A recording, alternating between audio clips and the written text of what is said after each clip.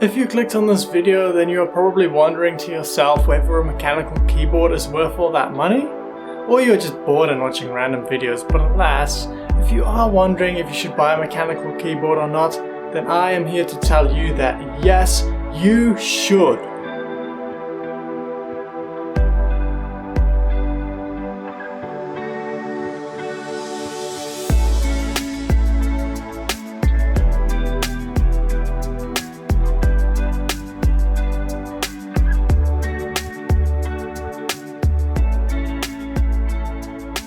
I have been using the Razer Synosa Chroma for the last couple of years, which is not a mechanical keyboard, and the reason I first bought it was because I liked the RGB look and its styling, and at the time it cost me about 80 Australian dollars from memory, so this was a premium purchase for me.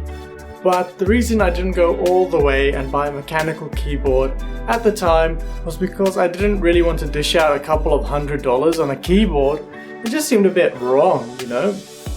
Paying that much for a keyboard? Something you can get for 10 bucks? But that was my mental block, you see, and one that many other people have too, and maybe you too since you're watching this video.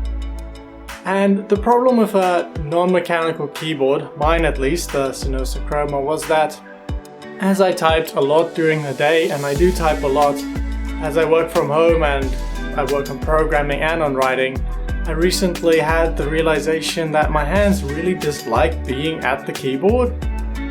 The feeling of typing is like pressing squishy bugs all day. My fingers and their joints are just giving bad feedback that they didn't really want to be there typing. I think that we should put a lot of emphasis on the ergonomics of our hands, because feeling good is important if you want to create quality work. If you subtly dislike typing, then that will of course subtly seep into your workflow and reduce the quality of your output. After having this sudden insight, I shortly afterwards bought the Cooler Master SK630, which is this one, a lot smaller, for about 180 Australian dollars. And I'm in love with it, in fact. Apart from the fantastic styling fitting in with my workstation perfectly with the brushed aluminium, the low profile switches are great for letting my fingers fly quickly between keys when I'm typing, and I love the feel on my fingers and joints from the switches. I don't want to go into too much detail why I like the SK630, because the purpose of this video isn't to direct you to buy one particular keyboard or that keyboard that I'm using. It is to let you know how much of an improvement in my workflow I have gained from making the change to a mechanical keyboard. And many other people report the exact same thing. Literally, it has increased my satisfaction of the typing experience from -70 enjoyment to +50 enjoyment. And the gap in tactile sensation between a mechanical and non-mechanical keyboard is really humongous. If you spend more than a few hours a week at your computer, I would highly recommend valuing your typing experience and as such putting in the time, you know, to find the right mechanical keyboard for you and what you want from a keyboard. Money is of course the barrier here, but think about the price per hour of using the keyboard, which I sometimes like to do to analyze if something is worthwhile or not. And if you use a keyboard only 8 hours a week, that's over 400 hours a year and probably less than 50 cents an hour depending on how much you pay for the keyboard.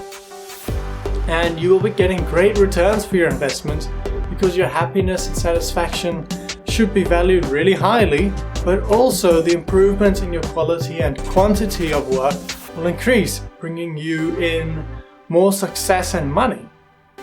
In my mind, it is clear that a good mechanical keyboard, it is as essential an investment as having good lighting and a solid chair. I am very clear about my experience, but it is a keyboard after all, and I can only express so much eagerness, but I do genuinely believe that a mechanical keyboard will serve most people really well if you do spend a few hours a week using it at least.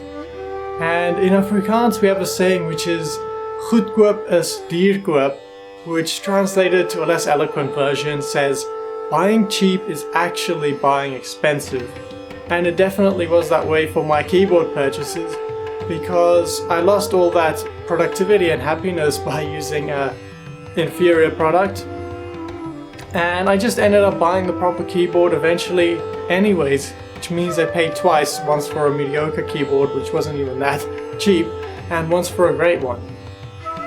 And now we are nearly done here, but just as a pointer to get you started on finding the right keyboard for you, obviously I endorse mechanical keyboards, and you should consider aesthetics because you're going to be looking at the keyboard a lot.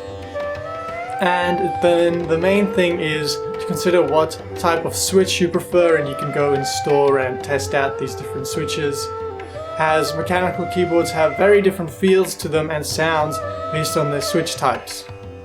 I like the keyboard, obviously, the switches on mine, because of the low profile, and the red cherry switches are relatively silent, and the keyboard is relatively small, allowing me to type fast.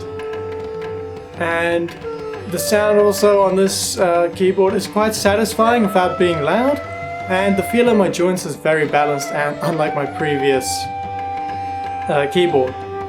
So make the time investment too, and maybe get excited about the differences in keyboards if you can, and find a mechanical keyboard that you will love using for years to come.